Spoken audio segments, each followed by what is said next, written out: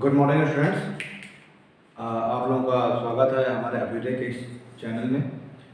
और हम लोगों ने पिछले जो परसों में जो क्लास थी उसमें हम लोगों ने डिस्कस किया था सूर्यवंश की समाप्ति और दोबारा से पुनः कैसे मुगल सत्ता मुगल वंश वापस से सत्ता में आ जाता है।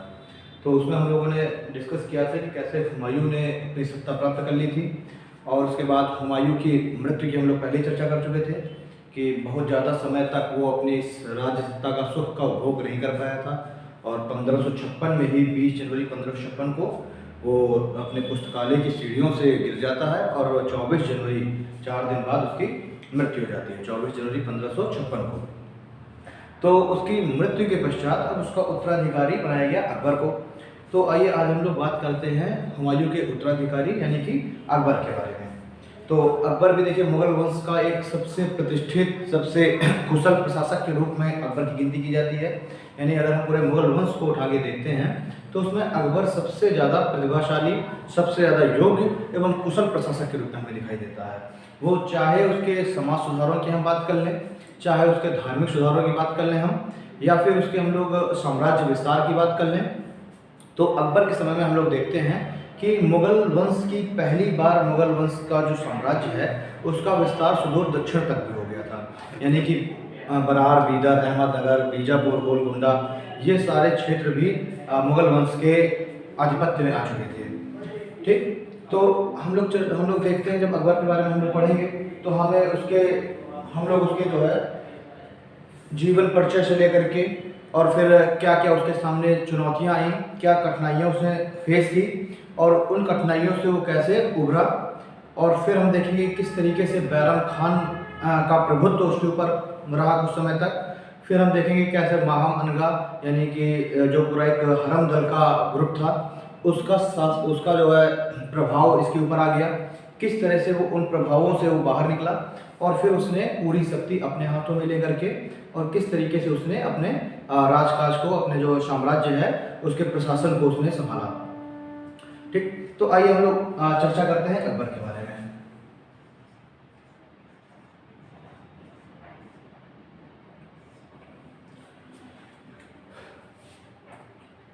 आज हम लोग अकबर के बारे में स्टूडेंट्स चर्चा करते हैं तो हम इस अकबर टॉपिक को हम लोग कुछ अलग अलग सेगमेंट्स में हम लोग इसको डिवाइड कर लेते हैं।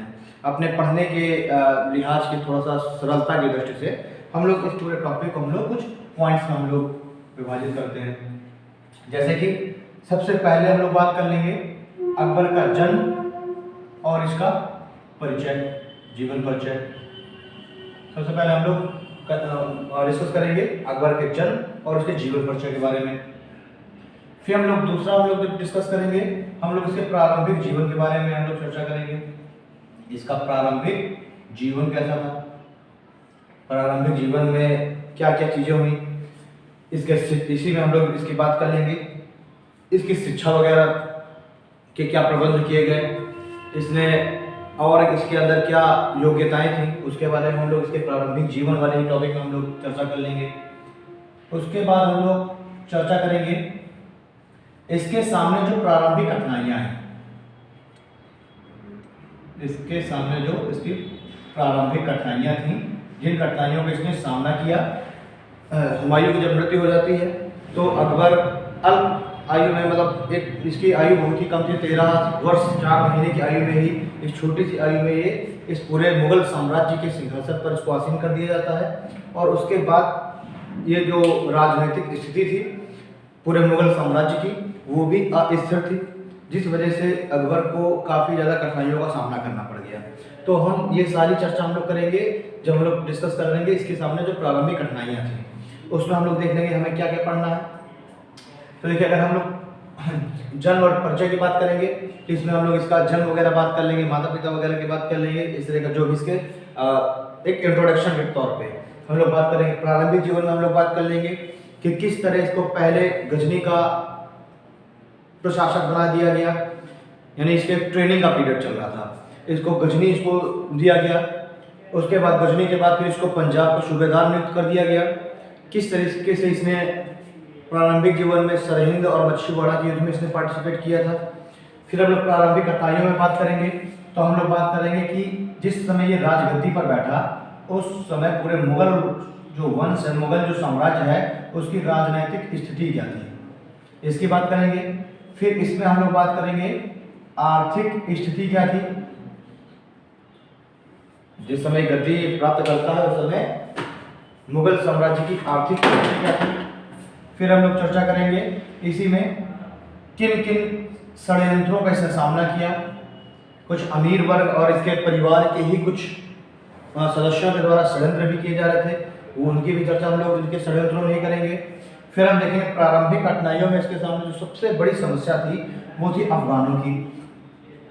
तो हम लोग देखेंगे कि किस तरीके से इसने अफगानों का सामना किया और अफगानों पर इसने अपना प्रभुत्व स्थापित किया। अफगानों का जो विद्रोह था, अफगानों की जो शक्ति है उसको इसने कुचला। तो हम लोग अफगानों पर देख लेंगे, प्रारंभिक कठिनाइयों में हम लोग देख लेंगे कि किस तरीके से इसने बैरम खान के विद्रोह का सामना किया और बैरम खान के साथ इसने तिलवाड़ा का युद्ध लड़ा। क्लियर है। अपने जो है राज्याभिषेक के कुछ समय पश्चात ही इसका राज्याभिषेक होता है फरवरी में, और नवंबर में इसने अफगानों के खिलाफ एक और मोर्चे में भाग लिया था, एक और इसने युद्ध का सामना किया था और वो था पानीपत का युद्ध, पानीपत का द्वितीय युद्ध। ये भी इसकी हम लोग प्रारंभिक कठिनाइयों में इसकी चर्चा करेंगे, यानी कि अफगानों के खिलाफ ये संघर्ष कर रहा था और उसी कड़ी में हम लोग देखेंगे किसने पानीपत का द्वितीय युद्ध लड़ा। फिर हम लोग देखेंगे प्रारंभिक कठिनाइयों के बाद हम लोग चर्चा कर लेंगे, प्रारंभिक कठिनाइयों के बाद इसके जो इसका बैरम खान का संरक्षण वाला जो इरा था। तो प्रारंभिक या आरंभिक कठिनाइयों के बाद हम लोग बात करेंगे बैरम खान के संरक्षण का काल, बैरम खान के संरक्षण में पर यानी 1556 से लेकर के और 1560 तक का जो इरा था, 1556 से लेकर के और 1560 ईस्वी का जो पीरियड था, इसमें अकबर के ऊपर बैरम खान का कुछ ज़्यादा ही प्रभुत्व स्थापित हो गया था। बैरम खान ने काफ़ी ज़्यादा शक्तियों को अपने पास केंद्रित कर लिया था और एक तरीके से अकबर को कठपुतली शासक के रूप में गद्दी पर बैठा करके और स्वयं सत्ता का उपभोग करना चाह रहा था। तो ये भी हम लोग देख लेंगे। साथ में अब हम लोग देखेंगे बैरम खान के संरक्षण के बाद, इरा के बाद 1560 में बैरम खान के जो प्रभुत्व है उससे अकबर बाहर निकल जाता है और फिर स्टार्ट होता है हरमदल का शासन का पीरियड। हरमदल का शासन या इसी को हम लोग दोस्तों कह देते हैं पर्दा शासन या पेटीकोट शासन या पेटीकोट शासन। और ये जो इरा हम लोग डिस्कस करते हैं 1560 से लेकर के, एक्चुअल में तो 1560 से 62 तक है, लेकिन ये किसी तरीके से जाते जाते 1564 ईस्वी तक इसका प्रभाव रहता है। सही मायने में आप कहें तो 2 साल ही 15 जो ये पर्दा शासन का इरा था 1560 से 62 हम लोग काउंट करते हैं, लेकिन इसको हम लोग अगर आगे देखते हैं तो एक तरीके से 1564 तक किसी न किसी रूप में इस पर्दा शासन या पेटीकोट जो महिलाओं का जो है हरमदल का जो शासन है वो 1564 तक किसी न किसी रूप में विद्यमान रहा। इसके बाद 1564 में हरमदल के शासन जो हरमदल का प्रभुत्व है उससे निकलने के बाद अब अकबर सारी शक्ति अपने हाथों में केंद्रित करता है। अब चूंकि अकबर अब वयस्क हो चुका था और वयस्क जब हो गया था तब उसने अब स्वयं ही सोचा कि अब मैं खुद ही अपनी शक्ति का प्रयोग करूंगा और मैं ही अब शासन को अपने नियंत्रण में पूर्ण प्रभुत्व संपन्नता के साथ, पूर्ण संप्रभुता के साथ मैं क्या करूंगा, अपनी शक्ति का प्रयोग करूंगा, अपने साम्राज्य का संचालन करूंगा। तो अब देखते हैं हम लोग कि 1564 में अकबर सही मायने में शासक बन जाता है और सारी शक्ति अपने हाथों में केंद्रित कर लेता है। तो हरमदल के शासन के बाद हम लोग बात करेंगे अगला जो टॉपिक हम लोग सेगमेंट देखेंगे, मतलब 64 में हरमदल का पूरी तरीके से हरमदल का जो प्रभुत्व है इसके ऊपर से समाप्त हो जाता है। उसके बाद हम लोग बात करेंगे अकबर के सामने जो प्रमुख विद्रोह हुए थे, यानी प्रमुख विद्रोह जिनका इसने अकबर ने सामना किया था, इन प्रमुख विद्रोहों की हम लोग बात करेंगे। प्रमुख विद्रोह एवं जो युद्ध इसने लड़े आरंभिक समय में, जो इसने विद्रोह अगर हो रहा है तो विद्रोह को दबाने के लिए ये युद्ध लड़ेगा। तो हम लोग अगला टॉपिक हम लोग देख लेंगे प्रमुख विद्रोह एवं युद्ध जिनका अकबर ने सामना किया। विद्रोहों को सफलतापूर्वक कुचलने के बाद अब राजनीतिक स्थिति अपनी सुदृढ़ करने के पश्चात अकबर अब अपने साम्राज्य का विस्तार करेगा। तो अब जो है हम लोग बात करेंगे साम्राज्य विस्तार।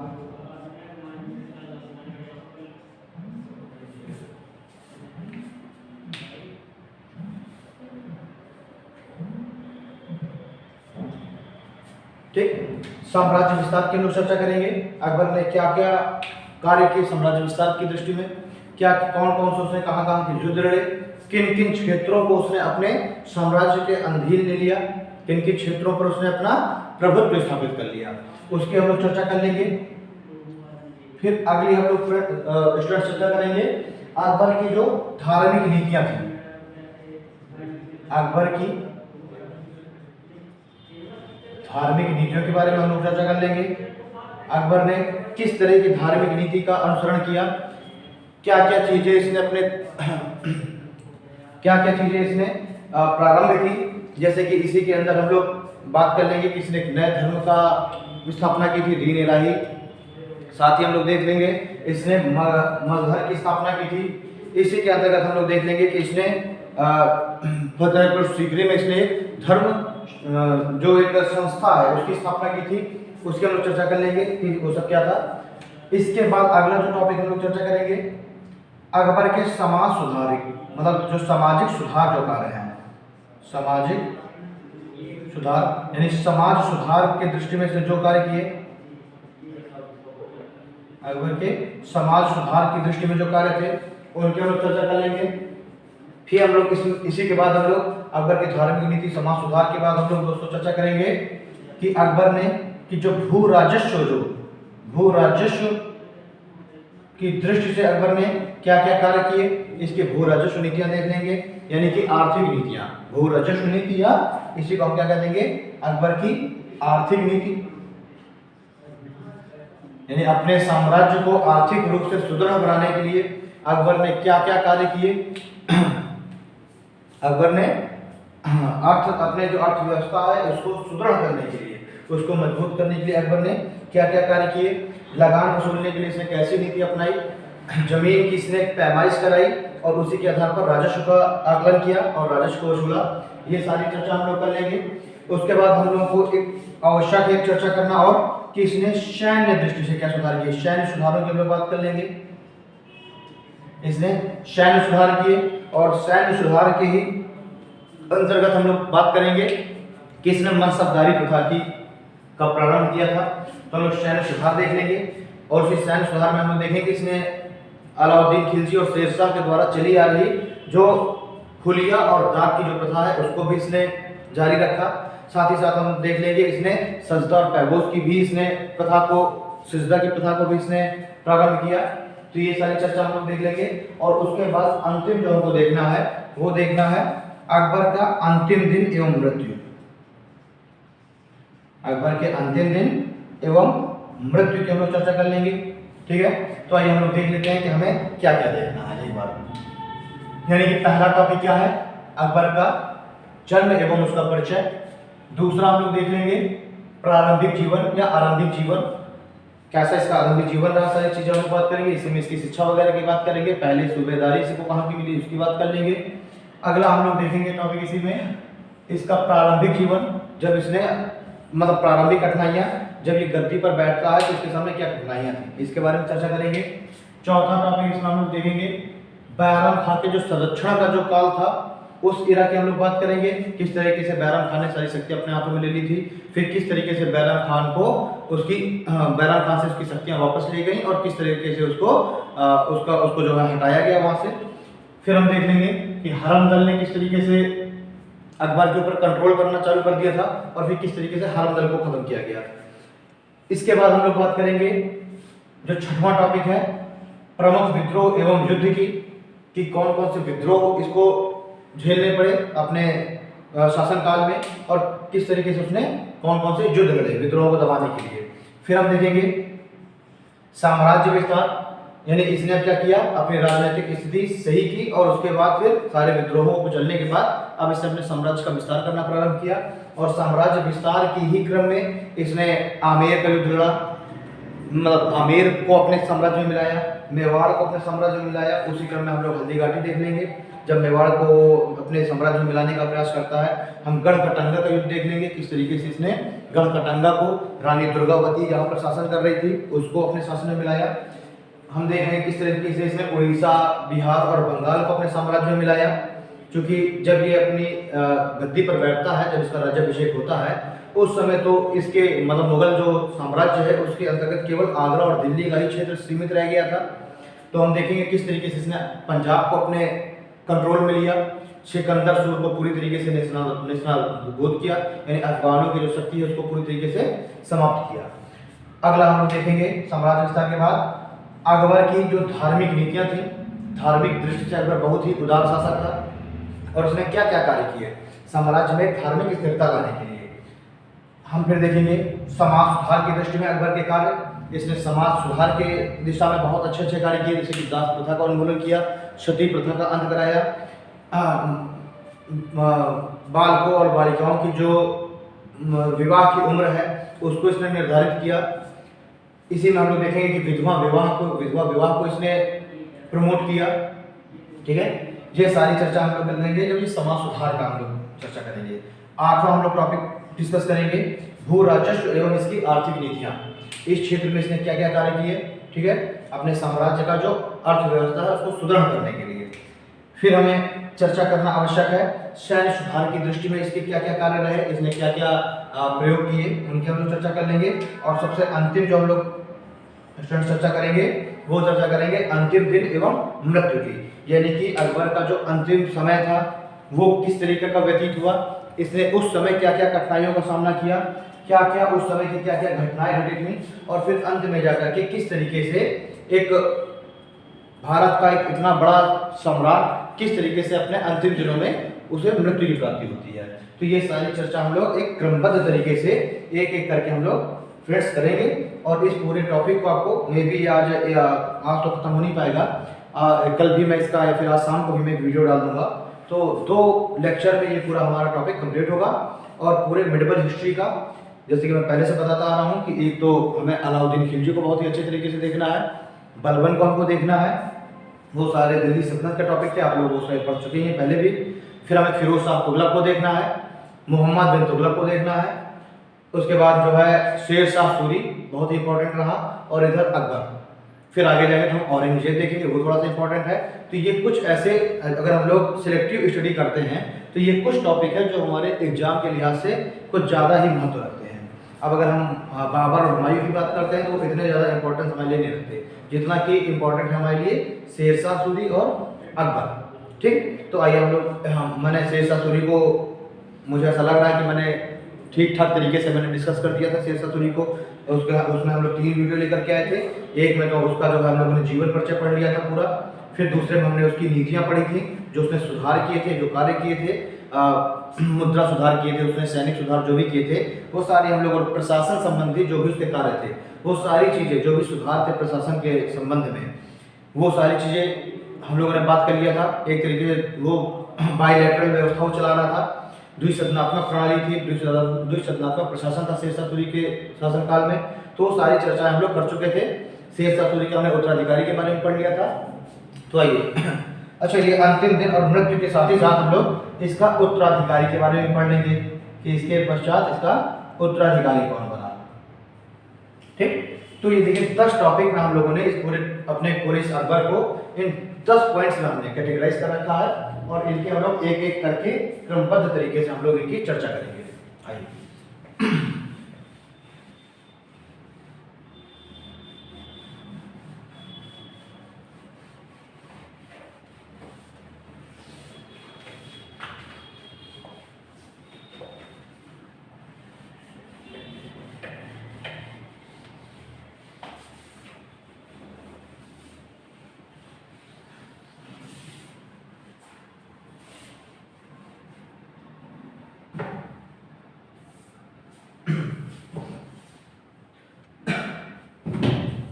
डेट डाल दें, आज डेट है 15 अप्रैल 2021। सबसे पहले हम लोग स्टार्ट करते हैं अकबर के जन्म और उसके जीवन परिचय से।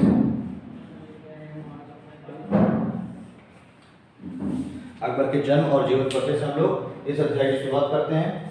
जैसे कि हम लोग को पता है कि अकबर का जब जन्म हुआ उस समय हुमायूं अपने निर्वसन काल के दौर से गुजर रहा था। यहाँ पर शेर शाह सूरी से युद्ध में हारने के पश्चात 1540 में उस युद्ध में बेलग्राम पर युद्ध हुआ था, उसमें शेर शाह सूरी ने अंतिम रूप से हुमायूं को पराजित कर दिया और हुमायूं को भारत छोड़ करके, अपना साम्राज्य छोड़ करके, और हुमायूं को मध्य एशिया में जाना पड़ा, जहां पर ईरान के जो शासक हैं, जो सफवी वंश का वहां पर राज चल रहा था, उसने हुमायूं की मदद की।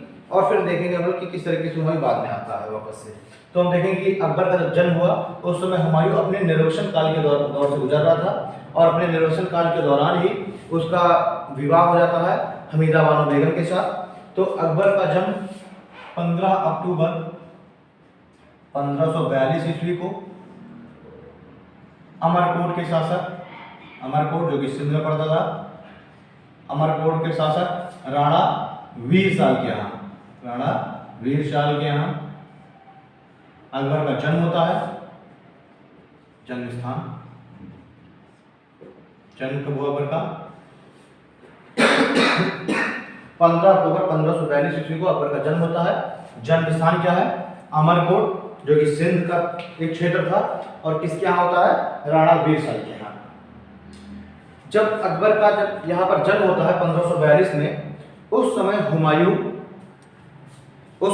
जो है ठट्टा वगैरह के अभियान में, ठट्टा और भक्कर के अभियान में वो शाह हुसैन अरगुन के विरुद्ध युद्धरत था। इस समय जब अकबर का जन्म हो रहा है तब जो है शाह हुसैन अरगुन, जो कि ठट्टा और भक्कर का शासक था, सिंध का शासक था, सिंध प्रांत का, और शाह हुसैन अरगुन, इसके विरुद्ध युद्ध अभियान में व्यस्त था हुमायूं। और इसी समय अमरकोट में अकबर का जन्म हो जाता है। तो हुमायूं को उस युद्ध स्थल में ही, वो अभियान में चूंकि शाह हुसैन अरगुन के साथ युद्ध में बिजी था, तो इसके अकबर के जन्म का समाचार हुमायूं को यहीं पर युद्ध स्थल में ही प्राप्त होता है। एक इसका सेनापति था तरदी बेग, वो तरदी बेग इस समाचार को लेकर के आता है, हुमायूं को ये समाचार सुनाता है कि आपको पुत्र रत्न की प्राप्ति हुई है। तो हुमायूं अपनी सेना के साथ इस उत्सव को सेलिब्रेट करता है, लेकिन सेलिब्रेट करने के कुछ समय पश्चात ही जो राजपूत जो सैनिक थे, क्योंकि राणा वीरशाल ने इसकी हुमायूं की मदद की थी शाह हुसैन अरगुन के विरुद्ध अभियान करने में, तो जो उसके जो सैनिक थे, राजपूत सैनिक, उनसे किसी बात पर उसका मनमुटाव हो जाता है और सैनिक हुमायूं को छोड़ करके वापस चले जाते हैं। इससे हुमायूं को शाह हुसैन अरगुन के साथ एक संधि करनी पड़ती है, और उस संधि के परिणाम स्वरूप शाह हुसैन अरगुन इसको धन दौलत देता है और इसको सिंध से निकल करके और मध्य एशिया जाने की एक रास्ता प्रदान करता है। तो इसे संधि करने के बाद अब हुमायूं क्या करेगा कि अपनी पत्नी हमीदा बानो बेगम, अगर हम लोग बात कर लेते हैं इसके माता पिता की, ये भी लिखना है आवश्यक है। तो इसकी माता का नाम था हमीदा बानो बेगम और पिता कौन था? हुमायूं। ठीक है। तो हुमायूं क्या करेगा कि अपनी पत्नी हमीदा बानो बेगम और अपने पुत्र अकबर को लेकर के, और वो वहां से सिंध से निकल करके, इस अमरकोट से निकल करके और जाता है कंधार, जहां पर हुमायूं का भाई कामरान उसके नेतृत्व में अस्करी शासन कर रहा था। तो जब हुमायूं उस कंधार के क्षेत्र में पहुंचता है तो कामरान अस्करी को ये आदेश देता है कि हुमायूं को बंदी बना लिया जाए। इस बात की सूचना हुमायूं को मिल जाती है कि इसके विरुद्ध षड्यंत्र हो रहा है, इसको बंदी बनाने का प्रयास किया जा रहा है। तो हुमायूं वहीं पर कंधार में ही अपने पुत्र अकबर को दो भाइयों, जिनका नाम है केयर टेकर्स जिसको हम कहेंगे, उन दो केयर टेकर्स थी, माहम अनका और जीजी अनका, इन दो केयर टेकर्स के नियंत्रण में इन दो केयर टेकर्स को अकबर की जिम्मेदारी दे करके, और हुमायूं अपनी पत्नी हमीदा बानो बेगम और अपने कुछ विश्वसनीय, जो विश्वास पात्र उसके जो सैनिक थे, सेनापति थे, और जो अन्य जो अमीर वर्ग थे, अन्य जो अधिकारी थे, उसके जो मित्र थे, उन सभी के साथ वो भारत छोड़ करके और मध्य एशिया चला जाता है, जहाँ पर वो ईरान के जो सफवी वंश के शासक थे उनके पास पहुँचता है और उनसे बाद में मदद हासिल करता है। ठीक है, तो हम लोग देखते हैं यहाँ पे एक चीज और, माता पिता हमने देख लिया, हमीदा बानो बेगम भाई। अगर हम बात करते हैं इसका पूरा नाम क्या है अकबर का, यहीं पर, तो अकबर का पूरा नाम है दोस्तों जलालुद्दीन मोहम्मद अकबर। ये अकबर का पूरा नाम है। साथ ही साथ हम लोग देखते हैं, अगर हम लोग इसी जीवन परिचय में हम लोग बात कर लेते हैं इसकी संतानों में अगर हम बात करते हैं तो अकबर के 3 पुत्र थे। पहला सलीम, जिससे अकबर का बहुत ज्यादा स्नेह था। दूसरा पुत्र का नाम था दोस्तों दानियाल, और तीसरे पुत्र का नाम था मुराद। सलीम, मुराद और दानियाल, क्लियर है? सलीम, मुराद और दानियाल। इसका जो पुत्र है सलीम, ये जो इसका पुत्र सलीम है, ये आमेर के राजा बिहारी मल की पुत्री हरखाबाई से उत्पन्न हुआ था, जिसको बाद में इतिहासकारों ने इसको, या फिर बाद में हम लोग देख लें तो उसी को जोधाबाई का नाम दिया गया। तो जो सलीम का दोस्तों जो जन्म हुआ था वो हरखाबाई से हुआ था। हरखाबाई जो कि आमेर के राजा भारमल की पुत्री थी, और जो मुराद और दानियाल है, इनका जन्म अकबर की अन्य जो रानियां थी, अन्य जो पत्नियां थी, उनके द्वारा हुआ था। बात करते हैं हम लोग अकबर की पुत्रियों के बारे में। अकबर की 3 पुत्रियों का भी उल्लेख किया गया है, जिनमें से एक पुत्री का नाम है खानम सुल्तान। अगर हम लोग पुत्रियों की बात करते हैं अकबर की पुत्रियों की बात करते हैं तो एक पुत्री का नाम था खानम सुल्तान। ठीक है, एक अन्य जो पुत्री थी उसका नाम था शुक्रनिशा बेगम, और एक नाम था आराम बानो बेगम। शुक्रनिशा बेगम, और एक तीसरी जो पुत्री था उसका नाम था आराम बानो बेगम। ठीक, तो हम लोग यहाँ पे देखते हैं कि अकबर के 3 पुत्रों और 3 पुत्रों का उल्लेख किया गया है। पुत्र कौन कौन से? सलीम, मुराद और दानियाल। और पुत्री कौन थी? खानम सुल्तान, शुक्रनिशा बेगम और आराम बानो बेगम। हम यहाँ पे देखते हैं कि इसका जो पुत्र है मुराद, इसकी मृत्यु हो जाती है 1599 ईस्वी में, और जो दानियाल है, इस दानियाल की भी मृत्यु जो है 1604 ईस्वी में हो जाती है। ठीक है, 3 पुत्रों में से मुराद और दानियाल की मृत्यु तो इस अकबर की भी मृत्यु से पहले हो जाती है। बचा कौन? सलीम पर पहले से ही काफी ज्यादा इसका जो सलीम है, अकबर सलीम से कुछ ज्यादा ही पहले से ही प्रेम करता था, और इसी वजह से सलीम इसका एक लाडला पुत्र था। हम देखते हैं कि इसकी मृत्यु के पश्चात सलीम ही उत्तराधिकारी बनाया जाता है। ठीक है, खैर जब हम लोग इसके संघर्षों में देखेंगे, इसके जो विद्रोह जो देखेंगे, तो उन विद्रोहों में हम लोग एक सलीम का भी विद्रोह की चर्चा करते हैं, जो कि 1599 में सलीम ने विद्रोह किया था, उसकी भी हम लोग चर्चा करेंगे। बस अब हम देखते हैं कि सलीम से कुछ ज्यादा ही इसका प्रेम था अकबर का। ठीक है, तो हम लोगों ने यहाँ पर इसके जन्म और जीवन परिचय में हम लोगों ने बात कर लिया। जन्म हुआ 15 अक्टूबर 1542 को। जन्म स्थान अमरकोट में होता है, राणा वीर साल के यहाँ। जिस समय इसका जन्म हो रहा है उस समय हुमायूं शाह हुसैन अरगुन के साथ एक अभियान, अरगुन के विरुद्ध एक अभियान में व्यस्त था, और वहीं पर इसको जानकारी मिलती है अपने पुत्र पैदा होने की। माता पिता हम लोग देख लें अकबर के, तो हमीदा बानो बेगम और हुमायूं उसके माता पिता थे। पूरा नाम की बात करते हैं तो जलालुद्दीन मोहम्मद अकबर, और संतानों की बात कर लेते हैं तो 3 पुत्र सलीम, मुराद, दानियाल, और पुत्रियां कौन?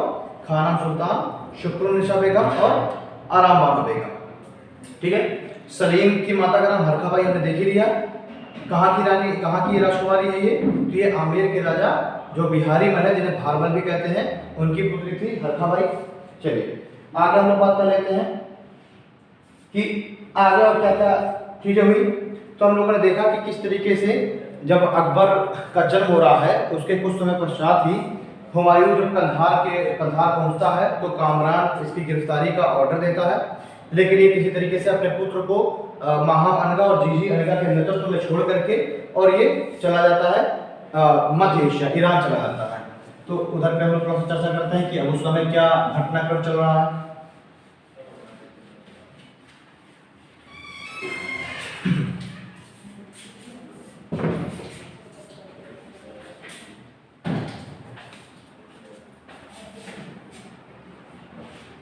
कि 1543 ईस्वी में ही अकबर ने माहम अनगा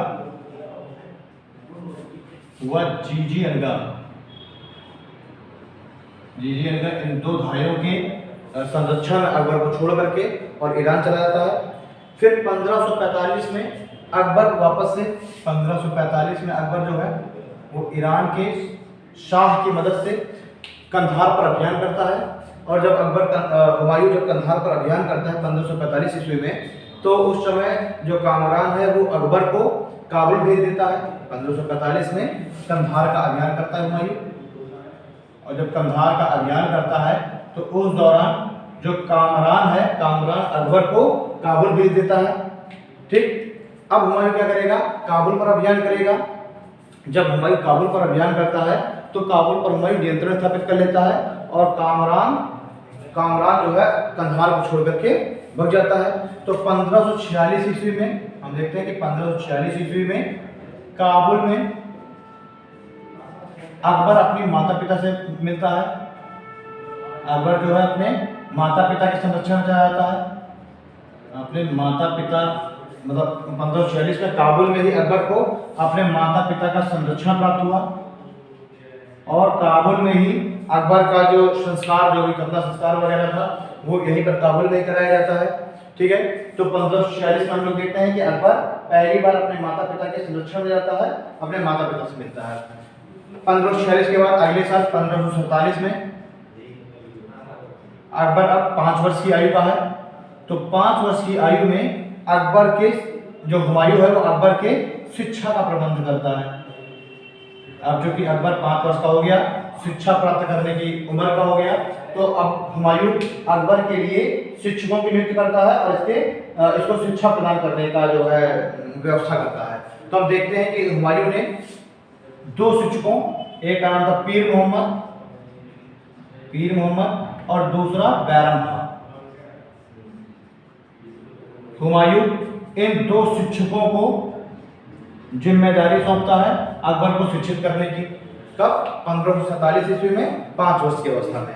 वही इस समय काबुल में ही शासन कर रहा है हुमायूं, काबुल पर अधिकार कर चुका है, अभी वो भारत में आया नहीं है। काबुल और कंधार का क्षेत्र अब हुमायूं के नियंत्रण में है। 1546 ईस्वी में काबुल और कंधार दोनों पर हुमायूं का नियंत्रण स्थापित हो गया है। 1547 में वही काबुल में ही हुमायूं अकबर की शिक्षा का प्रबंध करता है, और 2 शिक्षक पीर मोहम्मद और बैरम खां, इन दोनों शिक्षकों को हुमायूं अकबर का शिक्षक नियुक्त करता है। ठीक है, लेकिन हम देखते हैं कि अकबर का जो इंटरेस्ट है, अकबर का जो रुझान है, वो शिक्षा की ओर कम था, और उसका रुझान घुड़सवारी, प्रशासन, तीरंदाजी, इन सब चीज़ों में युद्ध की जो कौशलता है, इन सभी को सीखने में हुमायूं अकबर का कुछ विशेष रुझान था। यानी कि हम देख रहे हैं कि पीर मोहम्मद और बैरम खां दोनों इसको शिक्षित करने का प्रयास तो करते हैं, लेकिन अकबर को शिक्षा में कम रुचि थी, और प्रशासन में, सैन्य जो भी युद्ध कला सीखने में, तीरंदाजी, घुड़सवारी, तलवारबाजी, ये सारा कुछ सीखने में अकबर का कुछ ज़्यादा इंटरेस्ट था। तो जब हुमायूं अब इसके इंटरेस्ट को देखता है कि इसका रुझान प्रशासन के क्षेत्र में ज़्यादा है, तो 9 वर्ष की अवस्था में का 1551 ईस्वी को, 9 वर्ष की अवस्था में 1551 ईस्वी को अब जो हुमायूं है वो अकबर को पहली बार गजनी का राज्यपाल नियुक्त कर देता है। अकबर को गजनी का राज्यपाल नियुक्त कर दिया जाता है। ठीक है, यानी कि हुमायूं अब समझ जाता है कि अब अकबर का रुझान शिक्षा प्राप्त करने की दिशा में नहीं है, वो प्रशासन में ज़्यादा रुचि ले रहा है। तो इसी वजह से हुमायूं क्या करेगा, जब ये 9 वर्ष की अवस्था का ही था, 9 वर्ष का था, तभी गजनी का इसको राज्यपाल नियुक्त कर दिया था पहली बार। तो अगर आपसे कोई पूछा जाता है कि अकबर को पहली बार कहाँ का कार्यभार दिया गया, तो हम देखेंगे गजनी का राज्यपाल बनाया जाता है कब, और 1551 ईस्वी में। और यहीं पर गजनी का विवाह हो जाता है। इसी समय 1-2 साल के इंटरवल में इसका विवाह कर दिया जाता है इसी दरमियान रुकैया बेगम से। ठीक है, अकबर का विवाह किससे हो जाता है? रुकैया बेगम से। तो अगर आपसे पूछा जाता है कभी कि अकबर की पहली पत्नी का नाम क्या है, तो हम बताएंगे रुकैया बेगम। ये जो है इस अकबर के चाचा यानी हुमायूं के सबसे जो छोटा भाई था हिंदाल, उस हिंदाल की पुत्री थी। तो हम देखेंगे कि 9 वर्ष की अवस्था में 9-10 वर्ष की अवस्था में ही अकबर का विवाह कर दिया जाता है रुकैया बेगम से, जो कि हिंदाल की पुत्री थी। फिर हम देखते हैं कि अकबर एक कुशल प्रशासक तो था ही, युद्ध कला में निपुण था, तलवारबाजी वगैरह करना बड़ा अच्छे से जानता था। तो अब इसका जो है युद्ध वगैरह के क्षेत्र में भी इसका रुझान अधिक था। तो हम देखते हैं कि जब हुमायूं अपने वापस से जब सूरवंश से एक लोहा ले रहा होता है अपना साम्राज्य वापस पाने के लिए, तो हमने देखा कि सिकंदर सूर्य के विरुद्ध हुमायूं ने 2 अभियान किए थे। एक मच्छीवाड़ा का अभियान,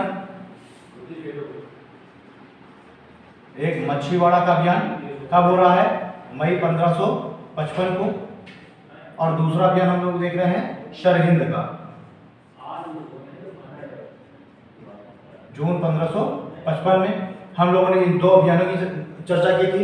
हुमायूं ने इन 2 अभियानों को किया था अफगानों के विरुद्ध, और इन दोनों ही अभियानों में अकबर ने बड़ी ही कुशलता के साथ अपने पिता का सहयोग किया था। तो हम देखते हैं कि मच्छीवाड़ा और सरहिंद दोनों ही युद्धों में अकबर ने भी पार्टिसिपेट किया था। और फिर बाद में जब ये सरहिंद का जब युद्ध जीत जाते हैं, जब हुमायूं सरहिंद का युद्ध जीत जाता है, तो इस सरहिंद के युद्ध की विजय का श्रेय अकबर को दिया जाता है। हुमायूं जो है सरहिंद के युद्ध का विजय का श्रेय अकबर को देता है। और इसी युद्ध के पश्चात, सरहिंद के युद्ध के पश्चात ही अकबर को पंजाब का सूबेदार नियुक्त कर दिया जाता है, पंजाब का सूबेदार बनाया गया। क्लियर है ना? भाई हम लोग देख रहे हैं कि जो सिकंदर सूर्य है वो पंजाब के क्षेत्र में शासन कर रहा था। पंजाब, आगरा और दिल्ली के क्षेत्र में सिकंदर सूर्य शासन कर रहा था। हम लोगों ने पिछली वीडियो में हम लोगों ने देखा था। तो जब हुमायूं पंजाब में अधिकार स्थापित कर लेता है, यानी कि सिकंदर सूर्य को परास्त कर देता है, तो सिकंदर सूर्य के क्षेत्र में हुमायूं का शासन हो गया। मतलब कि आगरा, दिल्ली और पंजाब का जो क्षेत्र है वो इस सरहिंद के युद्ध के पश्चात हुमायूं के नियंत्रण में आ गए। और फिर उसके बाद हुमायूं क्या करेगा कि अकबर को पंजाब का सूबेदार नियुक्त कर देगा, और स्वयं 23 जुलाई 1555 को दिल्ली पहुंच करके और अपना राज्याभिषेक करेगा हुमायूं। क्लियर है? तो हम देखते हैं कि पहली बार तो अकबर को गजनी का राज्यपाल नियुक्त किया गया मात्र 9 वर्ष की अवस्था में, और उसके बाद 1555 में, मतलब तकरीबन 13 वर्ष की अवस्था में, 13 वर्ष से कम अवस्था थी इसकी, ठीक है, तकरीबन 12.5 साल की अगर हम अवस्था देख रहे हैं, तो 12.5 साल की अवस्था में अकबर को पंजाब का सूबेदार नियुक्त किया जाता है। ठीक है, मतलब कि सूबेदार का पद भी हम लोगों ने चर्चा की थी कि प्रांतों में जो भी साम्राज्य के अंतर्गत, साम्राज्य काफी सारे प्रांतों में विभक्त होता है, तो जो सूबेदार का जो पद है वो प्रांतों में सर्वोच्च पद है। अगर हम सूबेदार को देखें आज के परिदृश्य में, तो आज का जो राज्यपाल है वो पहले का सूबेदार जैसा है। ठीक, तो हम देखते हैं कि अकबर को सरहिंद के, ये देखिए काफी अच्छे क्वेश्चन है, आपसे पूछ लेगा कि पंजाब का सूबेदार अकबर को किस युद्ध के पश्चात नियुक्त किया जाता है, तो उस कंडीशन हमको बताना है सरहिंद के युद्ध के बाद अकबर को पंजाब का सूबेदार नियुक्त किया गया। और यहीं पे हम लोग देखते हैं कि अकबर जो है बैरम खां मतलब हुमायूं जो है, हुमायूं बैरम खां को अकबर का संरक्षक नियुक्त करता है, अकबर का संरक्षक नियुक्त कर देता है। ठीक, यही बैरम खां जो कि अकबर का शिक्षक भी था।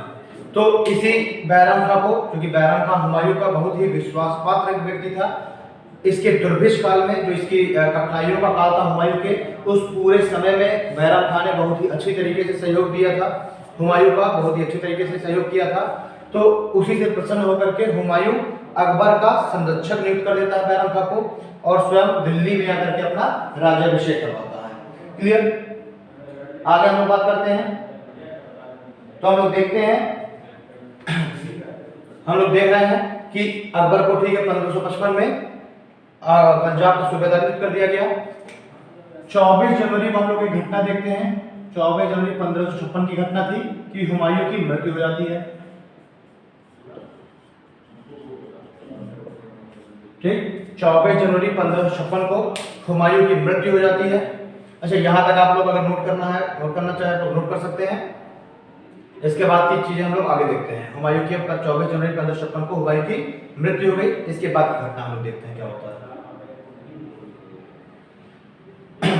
अगर कोई समस्या होती है तो आप लोग कमेंट सेक्शन में आप लोग पूछ सकते हैं, या फिर जो भी ग्रुप में ऐड होंगे तो मेरे पर्सनल मुझे मैसेज करके पूछ सकते हैं।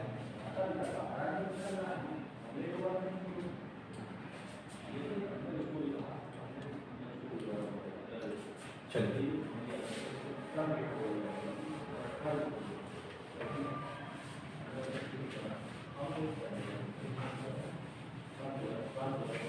जो अभी सारी बातें चल रही हैं इसके जीवन परिचय संबंधित। ठीक, इसी जीवन परिचय में हम लोग इसका राज्याभिषेक भी देखते हैं। इसका जो राज्याभिषेक है इसकी चर्चा भी हम लोग इसके जीवन परिचय में करते हैं। तो हम लोग देखते हैं दोस्तों कि एक घटना घटित हो जाती है 24 जनवरी 1556 को, और एक घटना क्या थी कि हुमायूं की मृत्यु हो जाती है। और जिस समय हुमायूं की मृत्यु होती है उस समय अकबर पंजाब में सिकंदर सूर है अफगान, उसके खिलाफ एक अभियान में व्यस्त होता है। क्योंकि पंजाब का सूबेदार बनाया जाता था, अकबर को पंजाब का सूबेदार नियुक्त किया गया था, लेकिन अभी भी जो अफगान है वो सिकंदर सूर और आदिल शाह सूर के नियंत्रण में अफगान अभी भी अपनी खोई हुई जो सत्ता है उसको वापस पाने के लिए प्रयासरत थे। इधर सिकंदर सूर और आदिल शाह सूर ने दोनों ने एक संगठन बना लिया था। अब इन्होंने क्या किया था कि पंजाब के क्षेत्र में जहां का सूबेदार था, इस पंजाब के क्षेत्र को अकबर से छीनने के लिए जो सिकंदर सूर है वो आक्रमण करता है। और यहाँ पर पंजाब का कलानौर नामक एक स्थान था,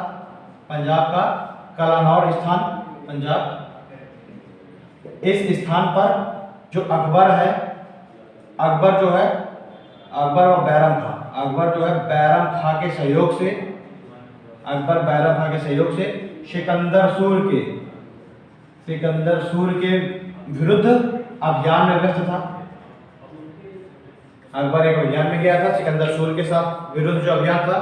उसी समय हुमायूं की मृत्यु हो जाती है 24 जनवरी 1556 ईस्वी को। अकबर कहाँ पे है? कलानौर के क्षेत्र में अभियान में व्यस्त है।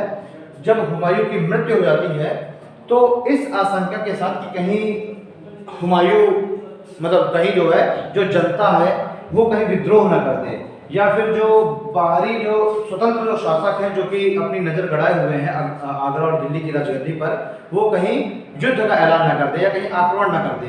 इस आशंका के डर से हुमायूं की मृत्यु का समाचार गुप्त रखा जाता है और 17 दिनों तक किसी को भी हुमायूं की मृत्यु का समाचार नहीं दिया जाता। और इन 17 दिनों तक जब तक कि अकबर को राज्याभिषेक नहीं कर दिया था, तब तक एक व्यक्ति का उल्लेख आता है। इस व्यक्ति का नाम था मुल्ला बेगसी। इस मुल्ला बेगसी नामक जो व्यक्ति है, इसको हुमायूं के वस्त्र पहना करके, जो शाही वस्त्र थे वो वस्त्र वगैरह पहना करके और छत से जनता को दर्शन दिया जाता था, ताकि जनता को यह भरोसा रहे कि हुमायूं अभी जीवित है। ठीक, तो हम लोग देखते हैं कि 17 दिनों तक हुमायूं की जो मृत्यु है इसका समाचार गुप्त रखा जाता है। हुमायूं की मृत्यु का समाचार गुप्त रखा जाता है। ठीक है, और मुल्ला बेगसी नामक व्यक्ति को हुमायूं बनाकर, नकली हुमायूं बनाकर और लोगों के सामने प्रस्तुत किया जाता है, ताकि किसी को ये ऐसा न लगे कि हुमायूं की मृत्यु हो चुकी है। अब हम लोग देखेंगे कि अब जो है सामने देखेंगे हम लोग 14 फरवरी का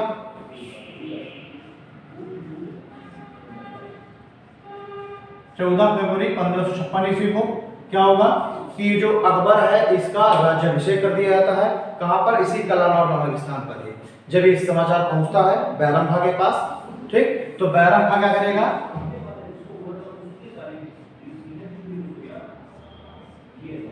बैरम खान अब क्या करेगा कि अकबर का राज्याभिषेक कर देगा। बैरम खान राज्याभिषेक करेगा इसका, अकबर का, ठीक है। और अकबर को शासक नियुक्त कर दिया जाएगा। कब? 14 फरवरी 1556 ईस्वी को। कहां पर? अगर पूछा था किस जगह पर इसका राज्याभिषेक होता है तो कलानौर में, वही पंजाब के क्षेत्र में, वही अभियान व्यवस्था है, वहां पर इसका राज्याभिषेक कर दिया जाएगा, इसको शासक नियुक्त कर दिया जाएगा। और किसके द्वारा ये काम किया जाएगा? बैरम खान के द्वारा। क्लियर है? अब जो हम देखेंगे कि बैरम खान ने जब इसका राज्याभिषेक किया उस समय अकबर की जो आयु है वो मात्र 13 वर्ष 4 माह की आयु है अकबर की, ठीक है। अकबर की आयु कितनी है? मात्र महज 13 वर्ष और 4 माह की अकबर की आयु है जिस समय इसको शासक नियुक्त कर दिया जाता है, ठीक। अकबर क्या करेगा? शासक नियुक्त करने के पश्चात अकबर अब शहंशाह की उपाधि धारण करेगा। अकबर शहंशाह की उपाधि धारण करेगा और ये बैरम खां को अपना वकील ए सल्तनत नियुक्त कर देगा। क्लियर? यानी अकबर 13 वर्ष 4 माह की अवस्था में अकबर शहंशाह की उपाधि धारण करेगा और राजगद्दी पर बैठेगा, अपने आप को शासक घोषित करेगा। और इसी के साथ ही क्या करेगा? बैरम खां को, जो बैरम खां है इसका विश्वास पात्र, बैरम खां को क्या करेगा? खान ए खाना की उपाधि देगा। और खान ए खाना की उपाधि देने के पश्चात बैरम खां को अपना वकील ए सल्तनत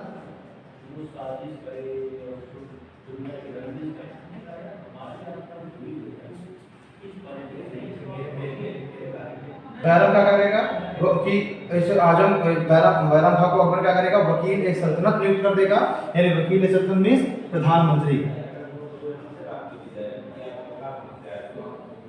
यानी कि बैरम खां अकबर के बाद सर्वोच्च शक्ति प्राप्त कर लेगा। यानी कि राज्य के अंदर सर्वोच्च जो शक्ति है वो बैरम खां को प्राप्त हो जाएगी। यानी सबसे बड़ा कौन है? अकबर। और उसके पश्चात दूसरा पद किसका आएगा?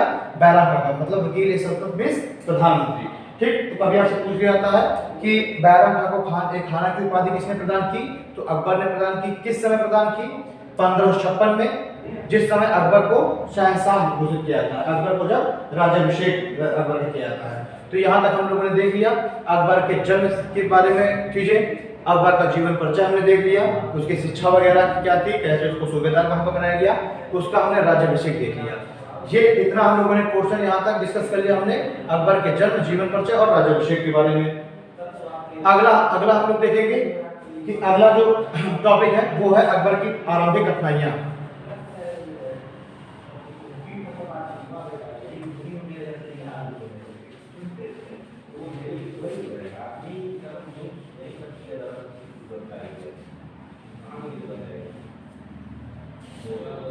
अगला हम लोग टॉपिक डिस्कस करेंगे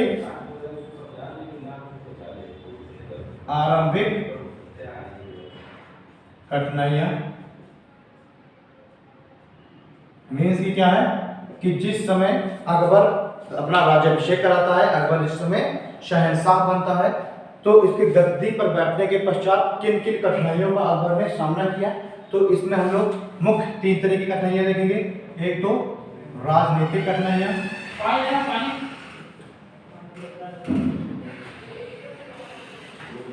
दूसरा हम लोग बात करेंगे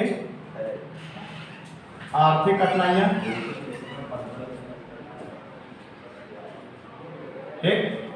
एक तो राजनीतिक कठिनाइयां इसके सामने क्या थी, दूसरी आर्थिक कठिनाइयां क्या थी, मतलब इस समय जो है जो साम्राज्य है उसकी राजनीतिक स्थिति जो है, राजनीतिक जो स्थिति है उसकी कठिनाई, आर्थिक कठिनाई यानी आर्थिक जो स्थिति थी साम्राज्य की, उसकी हम लोग चर्चा कर लेंगे।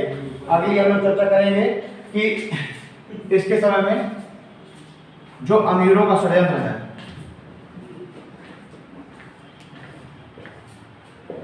अमीरों का जो षड्यंत्र है उसकी हम लोग चर्चा कर लेंगे, ठीक है। अमीरों के षड्यंत्र में हम लोग देखेंगे कि इसका जो है जो अकबर का सौतेला भाई है जिसका नाम है मिर्जा मोहम्मद हकीम, इसने इसके खिलाफ षड्यंत्र किया। इसके हम लोग षड्यंत्रों की बात करेंगे कि अमीरों का षड्यंत्र हो रहा है, किसने किसने षड्यंत्र किए। एक तो इसका सौतेला भाई था मिर्जा मोहम्मद हाकिम, ठीक है। इस मिर्जा मोहम्मद जो हाकिम है इसकी मां का नाम था चूचक बेगम, चूचक बेगम, ठीक है। ये इसका कौन है, इसका एक सौतेला भाई है, यानी हुमायूं का एक हुमायूं की एक बीवी थी चूचक बेगम, उसका पुत्र मिर्जा मोहम्मद हाकिम, इसने इसके विरुद्ध षड्यंत्र किया और इसको राजगद्दी से हटा करके स्वयं राज्य सत्ता पाने की, स्वयं जो साम्राज्य पाने की इसने कोशिश की। दूसरा हम देखते हैं कि एक अन्य व्यक्ति था जिसका नाम था शाह अबुल माली।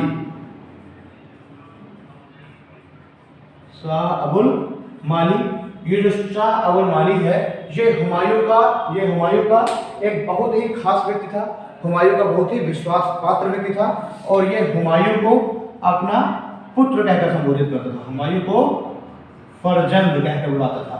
फरजंद मीन्स होता है पुत्र, यानी ये जो शाह अबुल माली है ये हुमायूं का बहुत ही खास व्यक्ति था, बहुत ही विश्वास पात्र व्यक्ति था और ये हुमायूं को अपना फरजंद यानी पुत्र कहकर पुकारता है। लेकिन जब हुमायूं की मृत्यु हो जाती है तो ये जो शाह अबुल माली है ये भी अब राज सत्ता को पाने की एक लालसा इसके अंदर भी पैदा हो जाती है।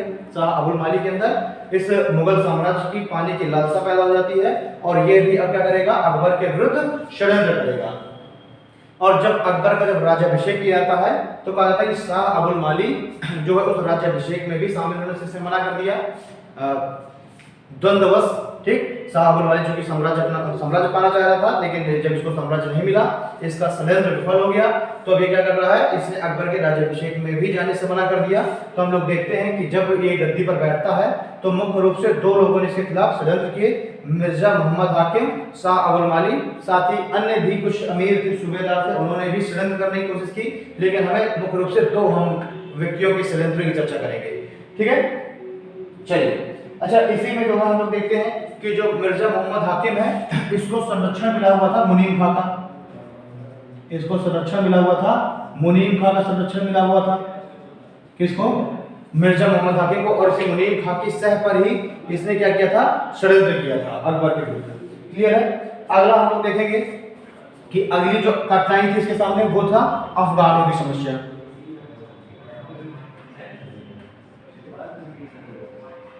अफगानों की समस्या मतलब कि जब ये गद्दी पर बैठता है तो जो अफगान है, अभी भी अफगान पूरी तरीके से समाप्त नहीं हुए थे। आदिल शाह भी अभी कुछ शक्ति प्राप्त किए हुए था, बिहार के क्षेत्र में अभी भी शासन कर रहा था।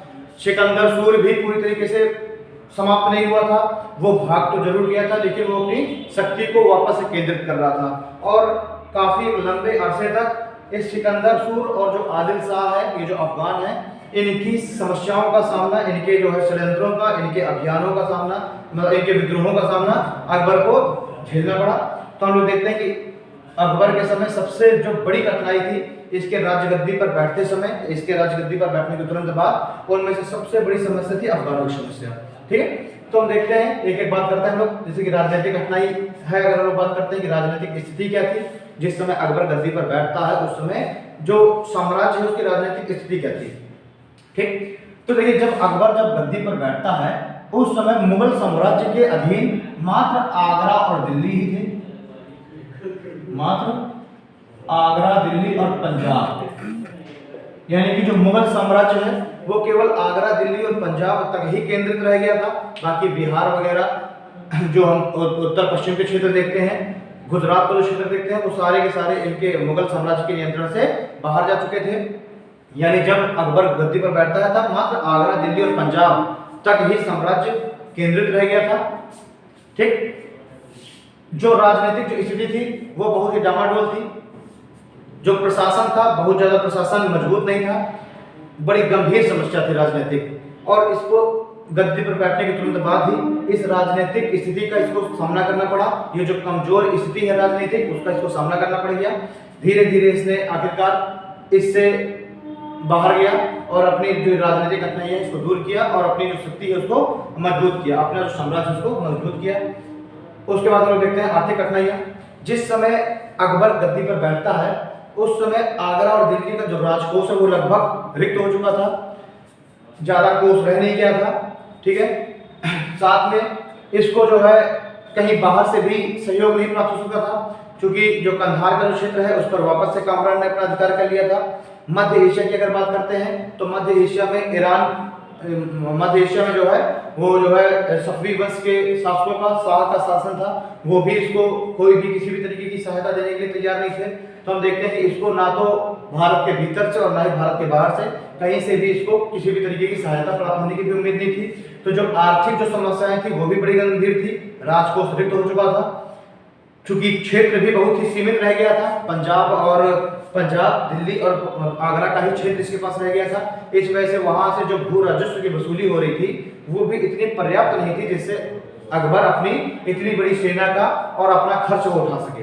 ठीक है, तो आर्थिक कठिनाई बड़ी गंभीर थी इसके सामने, आर्थिक समस्याएं बड़ी गंभीर थी, राजनीतिक समस्या बड़ी गंभीर थी इसके सामने। अमीरों के षड्यंत्र की हमने बात कर ही लिया कि मिर्जा मोहम्मद हाकिम मुनीम खां के संरक्षण में और शाह अबुल माली जो कि हुमायूं का एक बहुत ही विश्वास पात्र होता था वो इसके विरुद्ध षड्यंत्र कर ही रहे थे। साथ में अफगानों की समस्या की बात करते हैं तो सिकंदर सूर और आदिल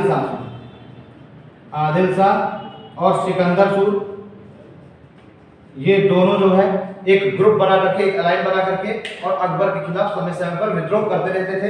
तो ये भी बहुत बड़ी समस्या पैदा कर रहे थे अकबर के लिए। ठीक है, उसी के साथ हम लोग देख लेते हैं कि जब ये गद्दी पर बैठता है, शासन जब संभालता है, उसके तुरंत ही बहुत जल्दी बाद ही हम लोग देख रहे हैं कि आदिल शाह क्या करेगा, एक अभियान करेगा अकबर के विरुद्ध। आदिल शाह अकबर के विरुद्ध एक अभियान करता है और इस अभियान का नेतृत्व करता है आदिल शाह का सेनापति हेमू। ठीक, तो हम देखते हैं 5 नवंबर 1556 की ही घटना है।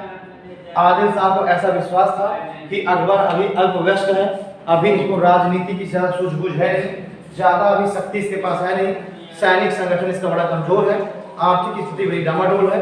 तो आदिल शाह को ऐसा भरोसा होता है, ऐसा इसको प्रतीत होता है कि यही एक उचित वक्त है जब अकबर को इसकी गद्दी से हटा करके और ये स्वयं मुगल साम्राज्य की जो सत्ता है उसको हथिया सकता है, आगरा और दिल्ली पर ये अपना अधिकार जमा सकता है। तो इसी उद्देश्य को पूरा करने के लिए आदिल शाह क्या करेगा कि हेमू के नेतृत्व में, हेमू कौन है, आदिल शाह का एक सेनापति, बहुत ही योग्य, बहुत ही कुशल सेनापति था।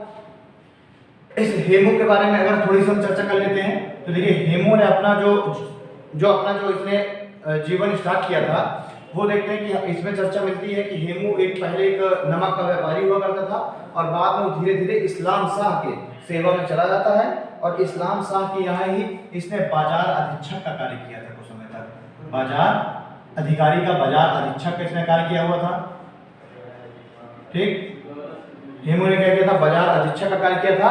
किसके समय में, इस्लाम शाह के अंदर में, इस्लाम शाह के अंदर में इसने क्या किया था, बाजार अधीक्षक का कार्य किया था। इस्लाम शाह के पतन के पश्चात अब ये हेमू आदिल शाह के साम्राज्य में आ गया, आदिल शाह की सेवा में आ गया और आदिल शाह की सेवा में आने के बाद हेमू जो है अपनी योग्यता के बल पर धीरे धीरे सेनापति के पद तक पहुंच गया। आदिल शाह एक बहुत ही निर्योग्य शासक साबित हुआ। मैंने आप लोगों से चर्चा किया था कि आदिल शाह जो है विलासतापूर्ण जीवन जीने में विश्वास करता था और इसने अपने साम्राज्य का पूरा उत्तरदायित्व, पूरा कार्यभार हेमू को सौंप करके और स्वयं जो है दिन भर पार्टियां करता रहता था। हेमू ने क्या किया, एक बहुत ही मजबूत सेना लेकर के और 5 नवंबर 1556 ईस्वी को हेमू ने अकबर के विरुद्ध अभियान किया और इस अभियान को हम लोग कहते हैं पानीपत का द्वितीय युद्ध। ठीक है, मतलब कि 5 नवंबर 1556 ईस्वी को हम लोग देख रहे हैं कि आदिल शाह का सेनापति हेमू एक बहुत ही मजबूत संगठित सेना लेकर के और 5 नवंबर 1556 को पानीपत का द्वितीय युद्ध करता है अकबर के साथ। कहा जाता है कि हेमू बिल्कुल जीतने ही वाला था, लेकिन तभी दुर्भाग्यवश एक तीर आकर के इसकी आंख में लग जाता है और इसकी जो सैनिक है इनको लगता है कि हेमू मारा गया और वो युद्ध का मैदान छोड़ करके भाग जाते हैं और हेमू को गिरफ्तार कर लिया जाता है और बाद में बैरम खां के द्वारा हेमू की हत्या कर दी जाती है। हेमू के बारे में कहा जाता है कि हेमू ने आदिल शाह के लिए 24 युद्ध लड़े, आदिल शाह के लिए इसने 24 युद्ध लड़े जिनमें से 22 युद्ध में वो विजयी रहा।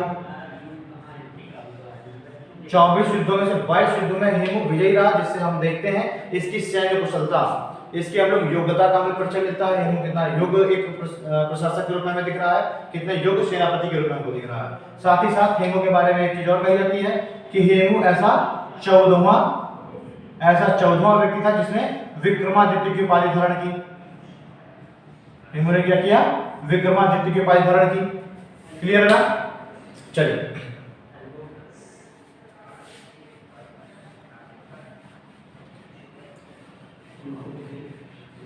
लेकिन कुछ चीजें यहाँ पर थोड़ा सा फैक्चुअल पॉइंट और देख लीजिए। 1556 में अकबर अभी उसी पंजाब के क्षेत्र में ही पंजाब के क्षेत्र से ही नियंत्रण कर रहा है, अपने पूरे साम्राज्य के नियंत्रण कहां से कर रहा है? पंजाब से कर रहा है। हेमू क्या करता है? आदिल शाह जो सेनापति है, आदिल शाह इस समय बिहार पर नियंत्रण स्थापित करे हुए हैं।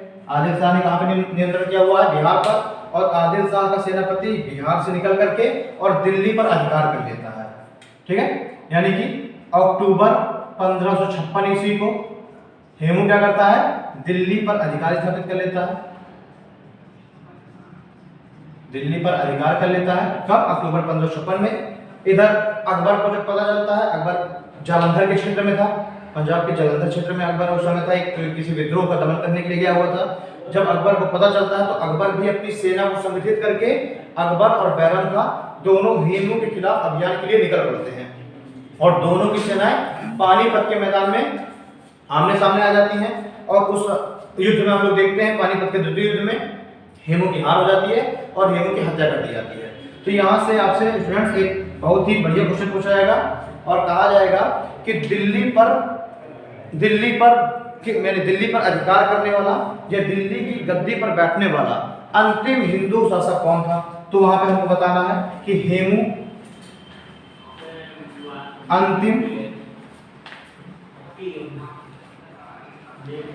हेमू अंतिम हिंदू शासक है जो कि दिल्ली की गद्दी पर बैठा है।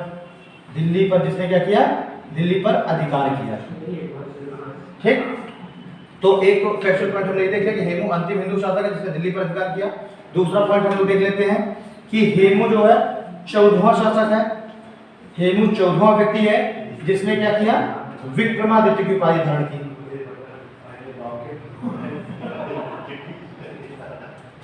ठीक, तो ये हम लोग देख लेते हैं कि हेमू 14वां व्यक्ति है जिसने विक्रमादित्य की उपाधि धारण की।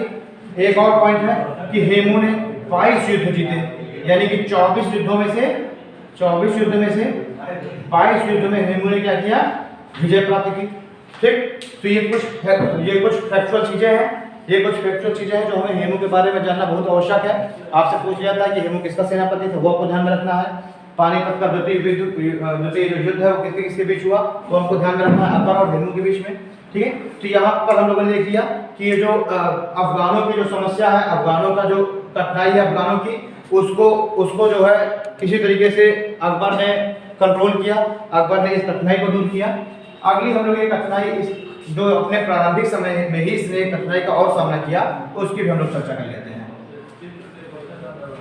इसके सामने एक सबसे बड़ी जो कठिनाई थी कि जब इसने बैरम खां के आधिपत्य से अपने आप को स्वतंत्र करने की कोशिश की, यानी बैरम खां क्योंकि बहुत ज्यादा उसने बैरम खां ने शक्ति प्राप्त कर ली थी। अब जब बैरम खां से इसने अपने आप को मुक्त कराने की कोशिश की तो हम देखते हैं कि 1560 ईस्वी में बैरम खां भी विद्रोह कर देता है। हमने देखा हुआ, अभी हम आगे देखेंगे कि इसी के बाद का टॉपिक है कि बैरम खां ने 1556 से 60 के इला में बैरम खां ने बहुत ज्यादा शक्ति स्थापित कर ली थी। तो हम लोग देखेंगे कि बैरम खां ने क्या किया। 1560 ईस्वी में बैरम खां ने विद्रोह कर दिया। ठीक है, और जब बैरम खां ने विद्रोह कर दिया तो अब अकबर और बैरम खां की सेना के बीच, अब अकबर की सेना है और बैरम खां के बीच अब एक युद्ध होता है और उस युद्ध को नाम दिया गया तिलवाड़ा का युद्ध। तो ये है कि एक दो दिनों में मैं पहुंचकर आपसे संपर्क, तिलवाड़ा का युद्ध क्लियर है? ठीक भाई, इसके बैरम खां के अंतिम दिनों में अकबर ने इसको आदेश दिया था कि आप जो है साम्राज्य छोड़ करके और आप बाहर चले जाएं। आप क्या करें, आप देश भारत को छोड़ करके, मेरा साम्राज्य छोड़ करके आप बाहर निकल जाएं। तो बैरम खां अपने जो रिश्तेदार हैं, अपना जो परिवार है, अपने कुछ साथियों के साथ ये छोड़ करके साम्राज्य को बाहर जा रहा था। लेकिन उसी समय फिर से अकबर के कान भरे जाते हैं बैरम खां के विरुद्ध और अकबर अपनी सेना को अपने सेनापति को ये अनुमति देता है, ये आदेश देता है कि बैरम खां को बंदी बना के लिया जाए। ठीक, तो जब बैरम खां को ये पता चलता है कि अकबर ने उसके खिलाफ अभियान का आदेश दिया हुआ है तो बैरम खां यहाँ पे क्रुद्ध हो जाता है और बैरम खां इसके खिलाफ विद्रोह कर देता है। और शिवालिक के तलहटी के क्षेत्र में ब्यास नदी के तट पर एक स्थान था तिलवाड़ा। ब्यास नदी के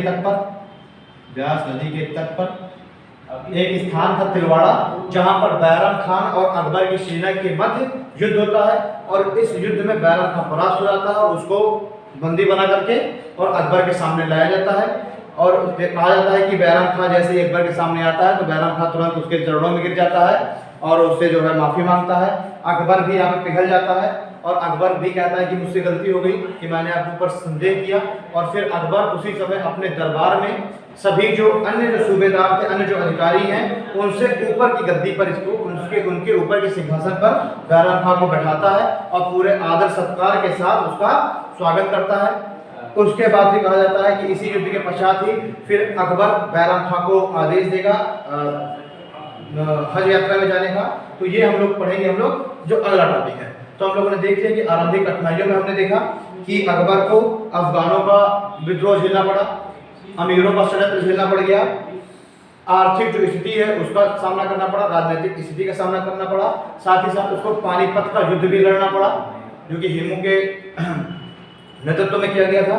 और उसके बाद हम लोग देखते हैं कि बैराम खां का विद्रोह का भी सामना करना पड़ा जिसको तिलवाड़ा का युद्ध नाम दिया गया। ठीक है, यहाँ पर लिख दे रहा हूँ, बैराम खां वर्सेस अकबर हुआ था कौन सा, तिलवाड़ा का। तो ये हम लोग देख लिया कि आरंभिक कठिनाइयों की यहाँ पर चर्चा करेंगे।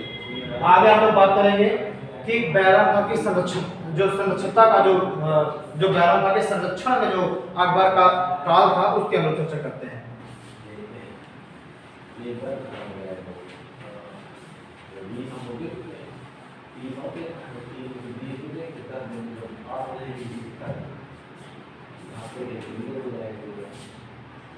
अब अगला आप लोग टॉपिक देखेंगे अकबर बैराम खां के संरक्षण में।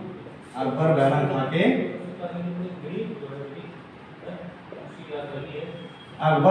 के संरक्षण में ये पूरा काल है, पीरियड है, हम इसकी चर्चा करेंगे। ये जो पूरा पीरियड है ये 1556 से लेके 1560 ईस्वी का ये पूरा पीरियड है।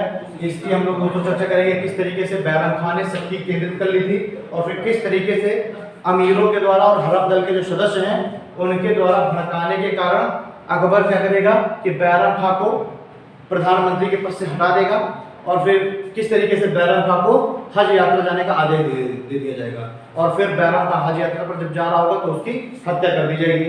इन सारी चीज़ों की चर्चा हम लोग करेंगे इस वाले टॉपिक में। अब ये पूरा टॉपिक है इसको हम लोग अगले वीडियो में डिस्कस करेंगे। हो सकता है कि मैं शाम को ये वीडियो डाल दूँ या फिर कल ये वीडियो डाल दूँ मैं। ठीक है, तो अब जो भी चीज़ें बची हुई हैं हम लोग अगले वीडियो में उसकी चर्चा करेंगे। इसी के साथ हम लोग आज का टॉपिक खत्म करते हैं। थैंक यू दोस्तों।